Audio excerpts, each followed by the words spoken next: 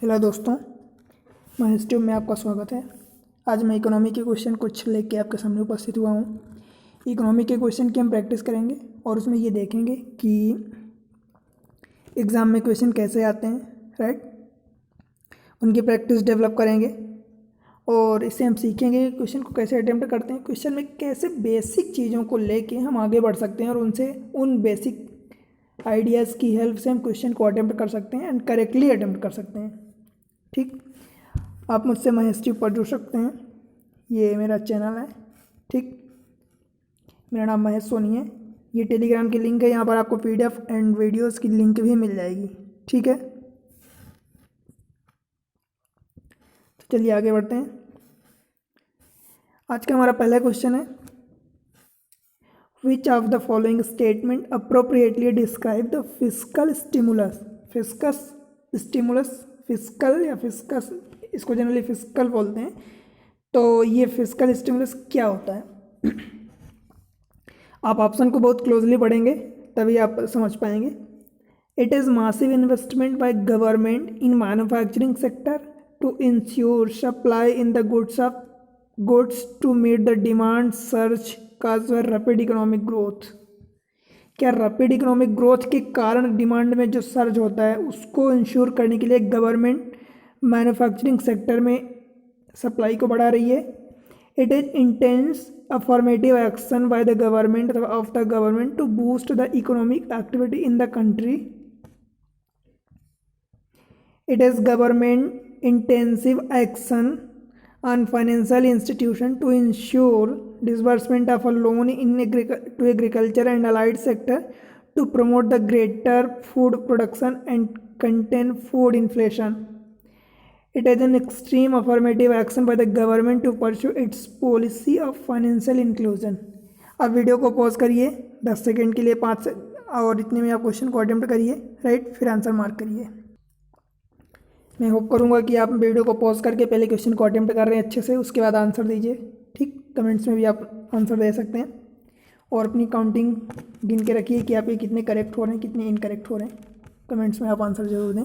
ठीक, देखिए एक्चुअली क्या होता है, फिस्कल स्टिमुलस क्या होता है, इसको हम समझते हैं। तो फिस्कल स्टिमुलस में क्या होता है कि जैसे इकोनॉमिक में कोई इकोनॉमिक एक्टिविटी अच्छी नहीं चल रही है तो उस केस में जनरली क्या होता है, गवर्नमेंट खुद अपना पैसा या अपनी तरफ से कुछ फंड इन्वेस्ट करती है मार्केट में लगाती है, जिसके कारण इकोनॉमिक एक्टिविटी बूस्ट हो सके। जैसे हम एग्जांपल दें तो कोरोना के टाइम में जब सभी public companies and private company and आम पब्लिक जो है वो अपने फंड को बचा के रख रही थी, कोई इन्वेस्ट नहीं कर रहे थे, मार्केट में सप्लाई भी रुकी हुई थी। सप्लाई क्यों रुकी थी? क्योंकि डिमांड कम हो गई थी। तो डिमांड कम हो गई थी इसलिए सप्लाई रुकी थी प्राइवेट कंपनीज के द्वारा। तो उसे डिमांड को तो आगे बढ़ाने के लिए गवर्नमेंट क्या करती है, अफर्मेटिव एक्शन लेती है। ठीक है, और मार्केट में पैसा इन्वेस्ट करती है जिसके कारण इकोनॉमिक एक्टिविटी आगे बढ़ सके। यही गवर्नमेंट का मेन फंडा होता है।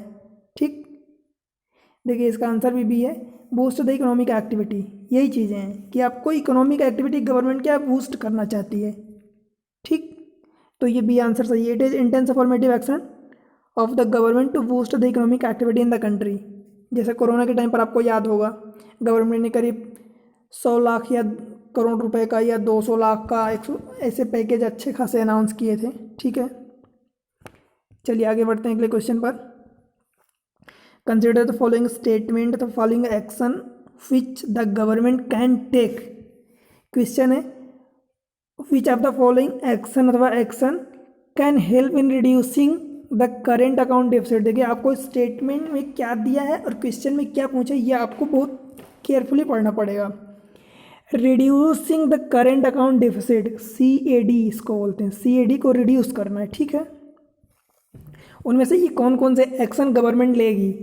Devaluation of a domestic currency, reduction in the export subsidy, adopting suitable policy which attract greater FDI and more fund from FII। अब आप खुद सोचिए कि करंट अकाउंट डिफिसिट हमारी इंडिया में जनरली, हमारी इंडिया काफ़ी टाइम से करंट अकाउंट डिफिसिट में ही चलती है, उसको रिड्यूस करना है हमें, तो क्या करना पड़ेगा? Devaluation of a domestic currency. इससे क्या होता है, जैसे मैं आपको इसके लिए बेस्ट एग्जांपल दूं तो चाइना करता है। चाइना तो इंटेंशनली जानबूझ के अपनी करेंसी को डिवैल्यूएट करता है अपनी डिफिसिट से बचने के लिए, फ़ायदा उठाने के लिए। तो कंट्री ये भी करती हैं, गवर्नमेंट कर सकती है, इंडियन गवर्नमेंट जनरली करती नहीं है बट कर सकती है, कैन टेक बाय गवर्नमेंट। तो ये आंसर अब स्टेटमेंट सही है। Reduction in the export subsidy, देखिए किसी भी चीज़ में एक्सपोर्ट में सब्सिडी, या जैसे कि हाउस में सब्सिडी, किसी भी चीज़ में सब्सिडी, जैसे गैस में सब्सिडी, तो गवर्नमेंट जब किसी को सब्सिडी देती है तो गवर्नमेंट का तो पैसा इन्वेस्ट होता है ना, पैसा तो खर्च होता है, गवर्नमेंट की तरफ से तो फंडिंग हो रही है। पब्लिक को आम भाषा में भले कहते हैं कि मिल रही कि नहीं मिल रही, बट अगर गवर्नमेंट किसी भी चीज़ में फंडिंग या सब्सिडी दे रही है तो गवर्नमेंट तो पैसे इन्वेस्ट कर रही है, और गवर्नमेंट के पास पैसे आते कहाँ से हैं, खुद गवर्नमेंट के पास नहीं है तो कहीं से लोन लेगी उधार, है ना।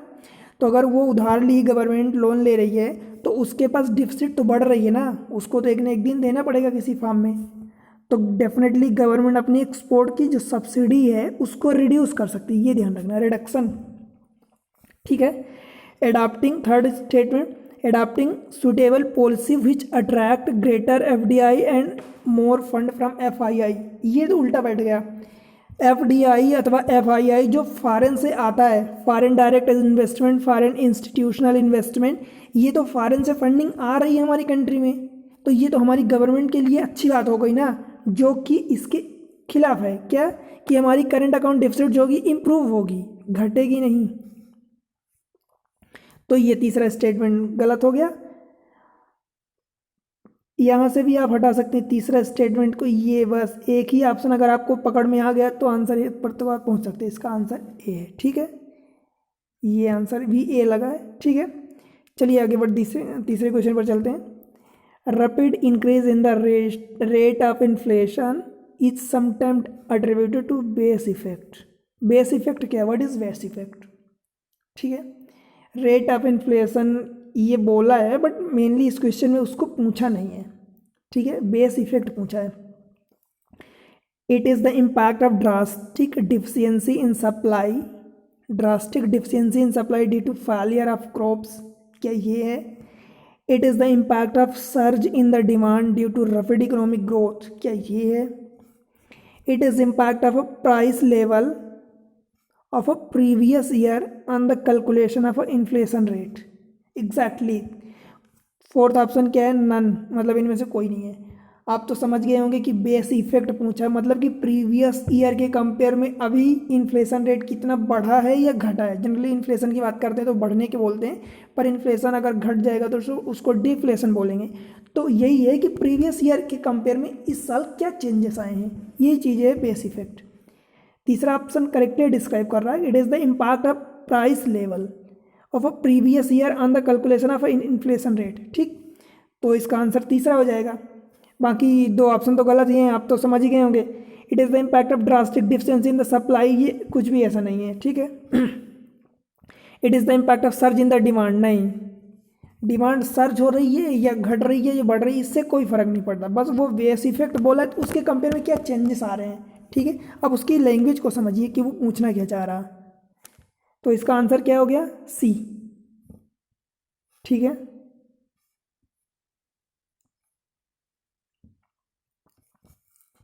आंसर ये सी है, ठीक है। अगले क्वेश्चन पर चलते हैं। In India which of the following have the highest share in the disbursement of a credit to agriculture and allied activity, मतलब ये बोल रहा है कि एग्रीकल्चर एंड अलाइड एक्टिविटी जो होती हैं उनमें कौन से बैंक का सबसे ज़्यादा शेयर है। Commercial bank, cooperative bank, RRB मतलब regional rural bank, micro finance bank.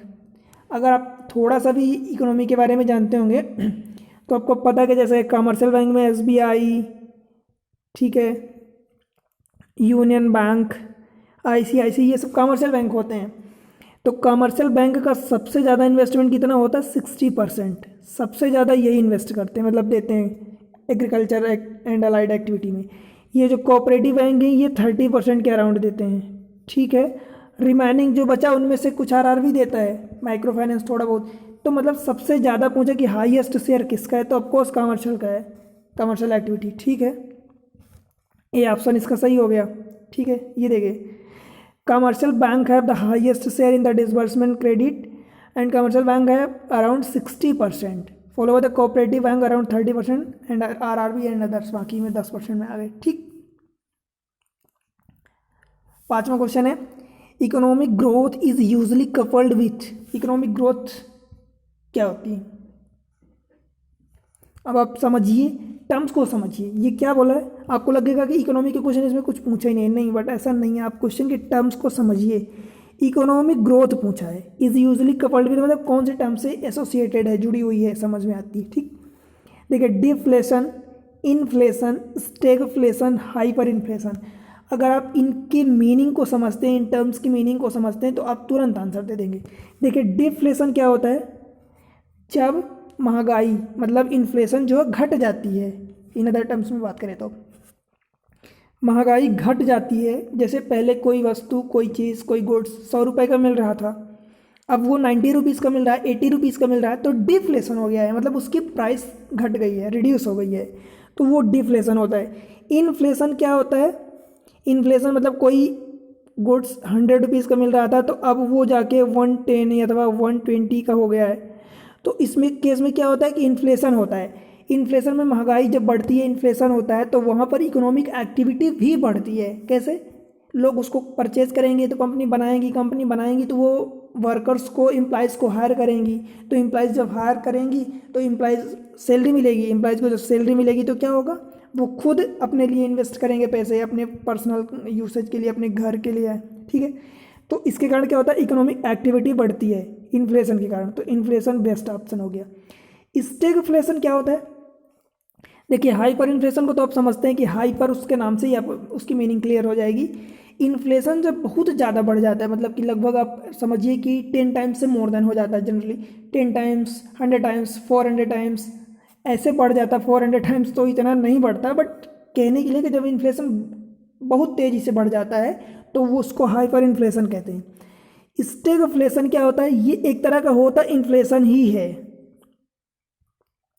क्या होता है, एक इन्फ्लेशन ही होता है, बट इसमें क्या होता है कि प्राइस तो बढ़ती है, बट जो इकोनॉमिक एक्टिविटी साथ साथ होनी चाहिए वो नहीं होती है। इकोनॉमिक एक्टिविटी मतलब कि ग्रोथ जो है वो घटी रहती है। ठीक है, एम्प्लॉयमेंट वो उसका डाउन रहता है, एम्प्लॉयमेंट अच्छा नहीं रहता, या यूँ कहूँ कि अनएम्प्लॉयमेंट बढ़ जाता है। इसमें इन्फ्लेशन तो होता है साथ साथ, आप नाम से देखिए, इसको अलग अलग ब्रेक करिए तो स्टैगफ्लेशन, फ्लेशन मतलब इन्फ्लेशन, तो इन्फ्लेशन तो बढ़ रहा है बट वो स्टेगनेंट है, इकोनॉमिक एक्टिविटी जो है वो स्टेगनेंट है। तो इसका इकोनॉमिक ग्रोथ का बेस्ट ऑप्शन कौन सा डिस्क्राइब होगा, इन्फ्लेशन। ठीक है, बी ऑप्शन, ये देखिए। ठीक, यही चीज़ जो मैं अभी आपको समझाया, यही चीज़ यहाँ लिखा है। Stagflation is an economic condition with stagnant economic growth, high unemployment, ध्यान रहे ये अनएम्प्लॉयमेंट, एम्प्लॉयमेंट नहीं है, अनएम्प्लॉयमेंट हाई है, हाई इन्फ्लेशन कंबाइंड टुगेदर। ठीक है, in simple put together stagflation in the post मार्टिव stagnant growth and rising inflation. ठीक, वही चीज़ें। अगले क्वेश्चन पर चलते हैं। The lowering of bank rate by Reserve Bank of India leads to, क्या होता है अगर आरबीआई जो है, क्योंकि आप जानते हैं कि जो बैंकिंग के टूल्स होते हैं आरबीआई के, वो आरबीआई ही यूज़ करती है, like bank rate, base rate, repo rate, reverse repo rate. ठीक है, ये सारे आरबीआई के टूल्स होते हैं, आरबीआई ही इन्फ्लेशन को मैनेज करती है। ठीक है, तो उसमें बोल रहा है कि lowering bank rate, bank rate क्या होता है, पहले तो आप यही समझिए कि बैंक रेट क्या होता है। बैंक जो कस्टमर से वसूली करते हैं, मतलब कि चार्ज लेते हैं, लाइक कस्टमर को किस रेट पर वो फंड दे रहे हैं, ठीक है, लेंड्स कर रहे हैं, तो बैंक रेट होता है। तो lowering the bank rate by RBI क्या होगा, leads to more liquidity in the market, less liquidity in the market, no change in the liquidity in the market, mobilisation of a more deposit in the commercial bank. अगर आप bank rate को समझ गए हैं कि bank rate क्या होता है, आरबीआई अगर बैंक रेट को रिड्यूस कर रहा है, बैंक रेट वो होता है जिस पर बैंक, मतलब कि आरबीआई नहीं, आरबीआई तो बैंक रेट को केवल वो चेंज करती है, मतलब या तो चेंज करेगी, बढ़ाएगी, घटाएगी, या वही सेम रखेगी। ठीक, बट ये बैंक रेट जो कमर्शियल बैंक हैं वो क्या करते हैं, जब कस्टमर को जिस रेट पर फंड देते हैं, पैसे देते हैं, लोन देते हैं, ठीक है, वो रेट बैंक रेट कहलाता है। ठीक है, तो जब बैंक रेट को आरबीआई रिड्यूस कर देगी तो क्या होगा, मोर लिक्विडिटी इन द मार्केट, ऐसा होगा क्या? डेफिनेटली होगा। क्योंकि देखिए अगर प्राइवेट प्लेयर्स को कम रेट पर पैसे मिल रहे हैं तो वो ज़्यादा पैसे लेंगे, बजाय कि अगर उनको ज़्यादा इंटरेस्ट रेट पर पैसे मिलेंगे तो कम लेंगे ना, क्योंकि उनको इंटरेस्ट रेट ज़्यादा देना पड़ेगा। और अगर उसी की जगह इंटरेस्ट रेट कम पर उनको पैसे मिल रहे हैं तो ज़्यादा पैसे लेंगे, मार्केट में ज़्यादा इन्वेस्ट करेंगे। जब मार्केट में ज़्यादा इन्वेस्ट करेंगे या ज़्यादा बैंक से पैसा लेंगे तो मार्केट में क्या होगा, पैसा ज़्यादा होगा। और जब पैसा ज़्यादा होगा उसी को तो लिक्विडिटी कहते हैं, इसलिए मोर लिक्विडिटी इन द मार्केट अगर बैंक रेट रिड्यूस होता है। तो इसका आंसर ए सही है। बी तो उसका जस्ट अपोजिट हो गया, नो चेंज, ऐसा कोई बात ही नहीं है। Mobilisation in the more deposit by the commercial bank, ये भी नहीं, ठीक है। तो इसका आंसर ए है, ठीक। चलिए आगे बढ़ते हैं। Which are the following is not feature of the value added tax. अब आपको ये बताना है कि वैल्यू एडेड टैक्स का कौन सा फीचर नहीं है। तो इसको पढ़ते हैं। वैल्यू एडेड टैक्स कौन सा नहीं है? It is a multi point destination based system of taxation. क्या ये है कि नहीं है? It is a tax levied on the value addition at each stage of the transaction in the production distribution chain, ठीक है। It is a tax on the final consumption of goods and services and must ultimately be borne by consumer. क्या consumer must है? It is basically a subject of the central government and state government are only facilitator of its successful implementation। इसमें ध्यान रखना, पूछा है कौन सा नहीं है फीचर इसका। अब आप सोचिए थोड़ा सा फिर आंसर दीजिए। देखिए it is a multi point destination based system of taxation, ये सही है। कैसे? जैसे मान लीजिए कोई गुड्स बना तो कंपनी में बना, तो कंपनी वालों ने वहाँ से कुछ उसके लिए रॉ मटेरियल परचेज किया होगा कहीं से, तो उन्होंने दिया, एक टैक्स लगाया, फिर वो कंपनी में बना, कंपनी से बन के आ गया रिटेलर या बड़े बड़े कस्टमर के पास पहुँचा रिटेल मार्केट में, तो उन्होंने लिया, फिर वो छोटे के पास पहुँचा तो उन्होंने लिया। तो ऐसे क्या होता है कि कई जगह पर ये टैक्सेस लगते हैं, इसीलिए इसको मल्टी पॉइंट टैक्स बोलते हैं। और किस पर लगता है? ये सप्लायर पर नहीं लगता, ये डेस्टिनेशन जिस मतलब जो इसको यूज़ कर रहे हैं उसको देना पड़ता है, इसलिए ये मल्टी पॉइंट डेस्टिनेशन बेस्ड है। It is levied on the valued addition at each stage of the transaction in the production distribution chain. वही चीज़ें हैं पहले स्टेटमेंट से जुड़ी हुई, तो ये भी करेक्ट है, ठीक है। It is a tax on the final consumption of goods और service and must ultimately be borne by the customer. ये है तो स्टेटमेंट सही, बट इसमें कुछ चीज़ें जैसे मस्ट हो गया तो नहीं, ऐसा ज़रूरी नहीं है कि कस्टमर या फाइनल कंजप्शन कस्टमर के लिए, मतलब ऐसा नहीं है कस्टमर ही बाय करते हैं, पर ये मस्ट नहीं होता। बीच में भी जो परचेज कर रहे हैं वो भी तो बाय कर सकते हैं, वो भी तो उनके लिए भी तो लग सकता है, तो ये गलत हो जाता है। It is basically a subject of the central government and state government are only facilitator of its successful implementation, ठीक है। कोई तो इसका आंसर कौन सा हो गया? सी, ठीक। देखिए it is levied on the actual transaction value of a product और service at each stage of the production distribution और sale of the end consumer, ठीक है। चलिए आगे बढ़ते हैं। A closed economy in an economy in which, कौन सा है? क्लोज इकोनॉमी पूछा है, क्या है? The money supply is fully control, deficit financing take place, only export take place, neither export nor imports. Close economy का मतलब ये होता है कि वो कंट्री कहीं बाहर ना तो कुछ सामान एक्सपोर्ट कर रही है ना ही वहाँ से कुछ मंगवा रही है, वो अपने आप में सफिशिएंट है कि अपनी ज़रूरतों को पूरा कर सके, इसी को क्लोज इकोनॉमी कहते हैं।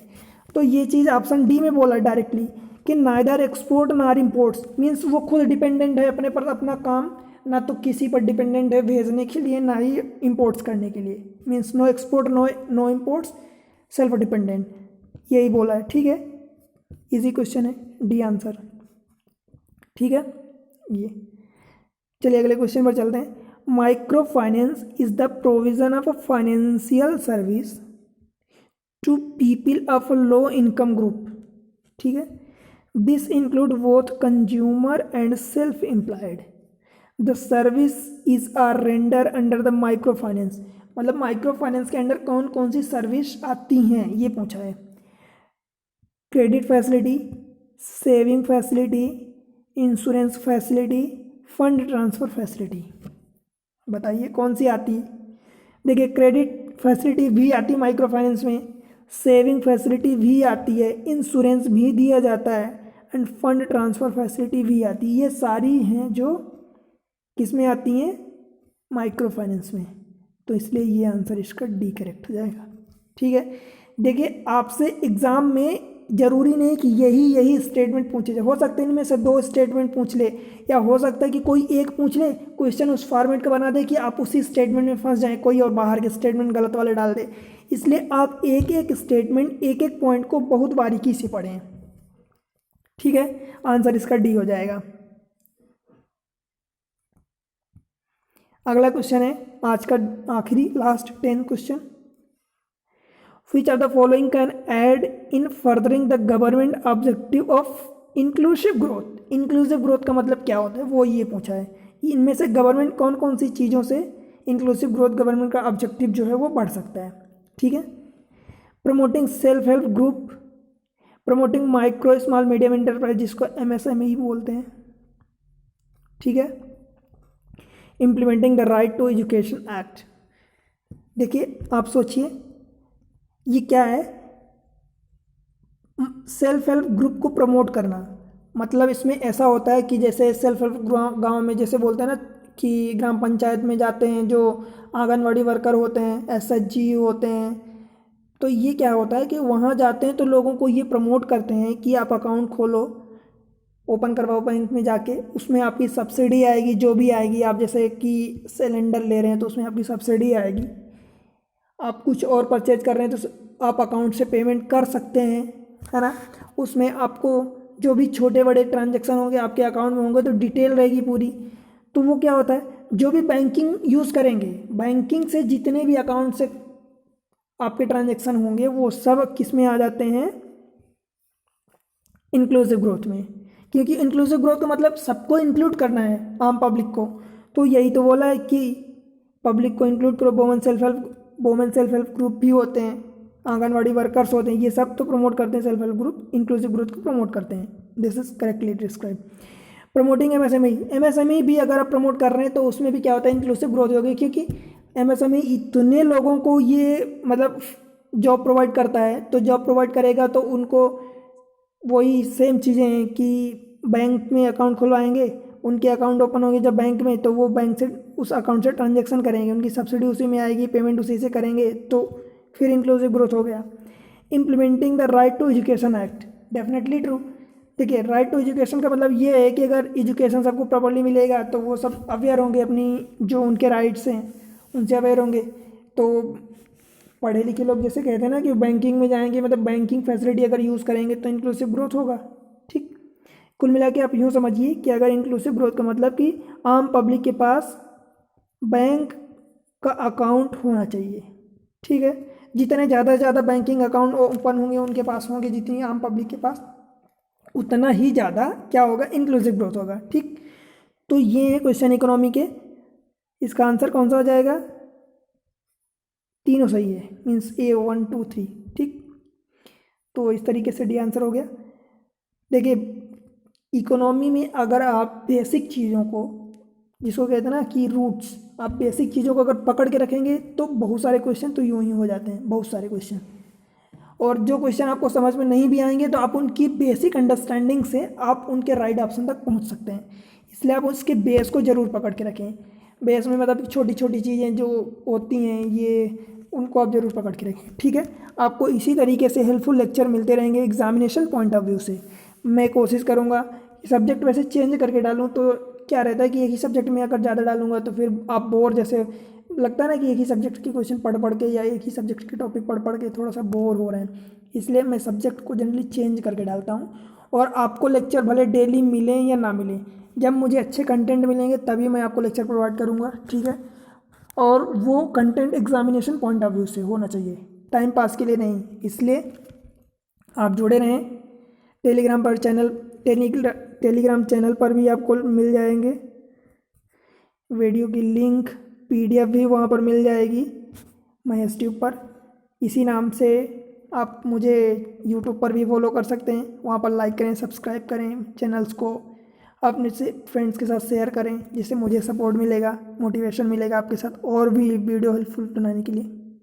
ठीक है, तब तक के लिए बने रहिए, अगले लेक्चर में मिलते हैं। Thank you.